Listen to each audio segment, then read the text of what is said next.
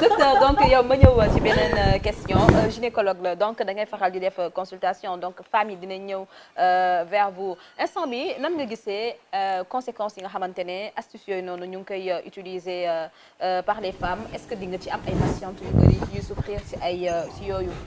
Oui, malheureusement, conséquences médicales ou astuces yooyu noonu, ces mauvaises astuces-là, on les voit.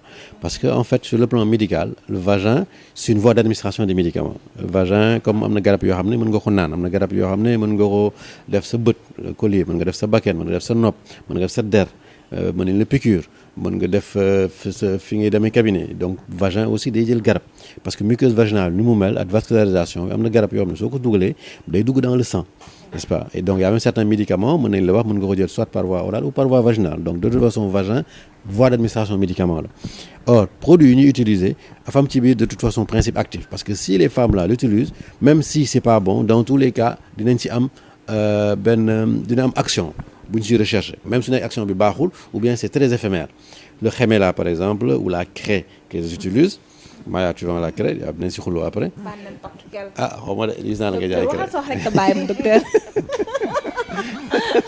La craie qu'ils utilisent en fait le principe de fonctionnement de cette craie ou bien de ce Xemela c'est que dafay assécher la muqueuse vaginale épithélium bi da koy assécher donc su ko assécher obligatoirement da ngay am sensation que c'est rétréci wala nga jël ginger def ko sa kanam tout le monde sait que soo jëlee ginger wala nga jël tàngalmante nga màcc ko ba pare nga naan ndox tu as l'impression que cette eau que tu bois est plus fraîche cette sensation bu la joxe au niveau des cellules c'est normal donc ginger boobu wala tàngal boobu soo ko defee sa kanam aussi sensation de fraîcheur boobu daf siy am mais c'est une sensation non seulement qui est passagère dafay bàyyi mais sensation bu de rétrécissement wala d'assèchement boobu muy dem dafay yàq cellules yi dafay am une bonne partie des cellules yoo xam ne après dafay desquamer wu dindeeku te su desquamer dindeeku vagin bi dina nettoyer boppam dina jéem a récupérer def auto récupération da ngay am ay pertes blanches avoir des pertes blanches c'est normal mais parce que les pertes blanches c'est le produit de nettoyage du vagin le vagin se nettoie ça donne des pertes blanches et plus tu mets des choses à l'intérieur plus ces pertes blanches là vont augmenter et dina dem ba benn instant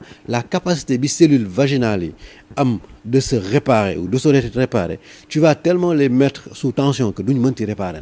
Et quand elles ne peuvent plus se réparer, qu'est-ce qui va se passer? La cellule va muter, elle va changer de forme. Et cellule bu changer de forme, ça devient une cellule cancéreuse. C'est tout. Surtout que dans le vagin, au fond du vagin, surtout au niveau du col. Pourquoi le cancer du col de l'utérus? C'est le cancer le plus fréquent chez la femme. Parce que dans le col, il y a une zone particulière qu'on appelle la zone de jonction cylindro-pavimenteuse. Mooy xam ne fii la muqueuse bi nekk une muqueuse cylindrique changé pour nekk une muqueuse pavimenteuse entre muqueuse bi nekk à l'intérieur de l'utérus ak muqueuse bi nekk à l'extérieur de l'utérus. Or zone boobu noonu de manière naturelle c'est la zone la plus fragile et donc même si tu ne mets rien à l'intérieur cette muqueuse a tendance à changer et se cancériser. À plus forte raison nag su nekkee tu as agressé cette muqueuse tu as mis des produits yoo xam ne dafa agresser muqueuse bi et donc ñun ce qu'on se rend compte dans notre consultation quotidienne c'est que les infections génitales basses augmentent beaucoup. Deux, ces infections deviennent plus graves. Et troisièmement, tout le monde le sait, les cancers mais explosent, surtout les cancers féminins. Même si, à côté, je ne peux pas concevoir que les gens ne veulent pas aller faire le vaccin contre le cancer du col en disant que le vaccin, peut-être des théories là. Et en contrepartie, elles mettent des choses qui accélèrent la survenue du cancer. Il y a un paradoxe par rapport à ça. Et nous, le constat qu'on fait, c'est que les infections génitales gravissimes, on ne les voyait pas ou les de manière anecdotique, on en voit à tort et à travers, et les cancers féminins. Et cette génération-là que nous avons, qui utilise beaucoup ce genre de choses-là, dans 10 ans, dans 20 ans, il y aura une flambée encore plus importante de ces cancers féminins. D'accord. Alors actuellement, cancer de l'utérus, selon l'Organisation mondiale de la santé, 2500 cas par an au Sénégal. C'est pas quelque chose boo xam ne dafa ndaw. ñu dem ñu daal di bàyyi benn point ci rétrécissement du vagin. Mythe ou réalité? Est-ce que réellement le vagin peut se rétrécir parce que dañuy gis ne dañuy utiliser lu mel ni citron, pierre d'Alain comme ni ko Myriam waxee wala mbokk craie yi. Est-ce que réellement loolu am na et que le vagin peut rétrécir après un élargissement? Oui, le vagin peut rétrécir. Il existe des méthodes médicales yoo xam ne soo ko utiliser mën nga je vais pas dire rétrécir le vagin mais je vais dire raffermir le vagin pour qu'il soit plus ferme. Après un accouchement, après accouchement par voie basse, même après une grossesse simplement, avec la pression qui était sur le périnée de la femme, etc., le vagin, il a tendance à s'élargir. C'est normal.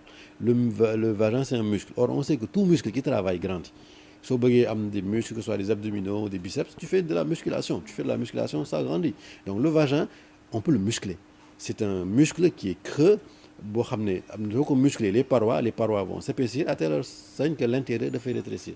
L'entrée du vagin avec au niveau de la vulve, au niveau du périnée xam ne moom mooy relâché wu sous l'effet des épisiotomies ay déchirures yu mel noonu aussi il y a une technique yoo xam ne mën nga ko def simplement pour mu raffermir. Donc ça c'est possible. Et ces techniques-là, c'est graduel, selon l'intensité du relâchement. Le premier, le plus simple, c'est la méthode pipi relâché, retenu. Comme si dans un safsaou, de retenir ce canam pendant quelques secondes, relâcher, retenir encore 10 secondes, relâche. Tu fais ça 10 fois le matin, 10 fois le midi, 10 fois le soir. Pendant 3 mois, ton vagin redevient ferme, selon ton niveau. Sous doxulee, tu peux arriver à un autre stade boo xam ne tu peux utiliser des astuces, comme yi ngay jaay yoo xam ne d'accord naa si. Certaines astuces érotiques comme des boules de geisha, comme des boules de Kegel, qui sont des produits à la base, qui sont des produits érotiques que les gens utilisent, mais qui servent à raffermir le vagin et dont l'utilité est prouvée depuis des siècles. Et l'innocuité aussi, c'est-à-dire amul danger. Soo demee à un stade boo xam ne le vagin est encore plus relâché, tu peux aller voir un kinési. Il y a des kinésies qui vont te faire de la rééducation périnéale avec des sondes qu'on met à l'intérieur du vagin, électrostimulation, ba affaire yi dellu seen place. Le stade ultime, si c'est totalement relâché, à la chirurgie. On peut opérer, def la reprise de périnée, refermer le vagin, enlever le surplus, enlever les cicatrices, etc. ba affaire yëpp normal. Et ça, c'est des techniques médicales prouvées, éprouvées, que l'on peut utiliser sans danger. Mais ces autres produits traditionnels que les gens utilisent, comme le tabac, comme le khémé, etc., l'effet n'est que temporaire. L'effet n'est que passager et les conséquences à long terme sont indescriptibles. Alors maman lan moo war a mën a jaral jigéen muy dem di def rétrécissement du vagin, augmentation du vagin? Est-ce qu'on n'a pas un problème avec notre corps, nous-mêmes, du mal à s'assumer? Obligé d'avoir du mal à nous assumer parce que notre corps ne nous appartient pas à nous toutes seules, parce qu'on a un conjoint et ce conjoint on veut le satisfaire. Donc ce conjoint, on veut être la plus belle, la plus serrée, la plus tout. Mais ce qu'on oublie, c'est qu'il y a un processus naturel qui est l'âge. En vieillissant, toutes les cellules vieillissent. Et avec la pesanteur aussi, certaines choses descendent. Yooyu yëpp dafay am. Donc il faut que jigéen ñi di nangu màgget. Xam nga il faut que ñuy nangu ne ëllëg si biir tu n'auras pas toujours des seins hauts pointus. Da ngay nampal day wàcc. Xam nga et que les hommes aussi acceptent leur femme ci nu ñu mel. C'est pas elle est une jeune fille ferme bien comme ça nga naan ko mais boy da nga tooy mu wasin ñaari doom nga koy romb di fas sa kanam di waxaat ko mais mère da nga tooy. Xam nga loolu aussi c'est important parce que la femme a besoin d'entendre ces mots-là. Et puis sénégalais loolu lañ xamul gis nga jigéen da nga soxla ñu lay wax affaire bi yow la. Gis nga quand on va te dire non vraiment waa yow ñi xam nga soxna see xew soxna si yow da nga kii de waa sa tagal gi nag ak yooyu mais day neex sa xol ba nga xam ne tu peux pas savoir. Man une fois je suis passée sama jëkkër ni ma tey da nga sañ mais dugg ci waañ mi bég boo xam ne sax daf ma bett ma ne waaw man nekkate maa ngi ci ba léegi. Tu vois donc la femme a besoin xam nga d'une reconnaissance de son conjoint kooku moo lay galvaniser mooy tax ba yow nga mën lépp nangu lépp xam lépp.